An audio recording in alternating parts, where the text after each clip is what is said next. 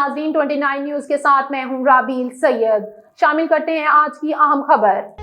پونا کے ایک پرسکون علاقے میں اس وقت سنسنی پھیل گئی جب ایک رہائشی ہاؤسنگ سوسائٹی میں پاکستانی 20 روپے کا کرنسی نوٹ برآمد ہوا۔ بھارتی ٹی وی کے مطابق یہ حیران کن دریافت بھوکم گھان کی مانس لیک ہاؤسنگ سوسائٹی میں ہوئی، جو کہ نیشنل ڈیفنس اکیڈمی سے مخصوص 18 کلومیٹر کے فاصلے پر واقع ہے۔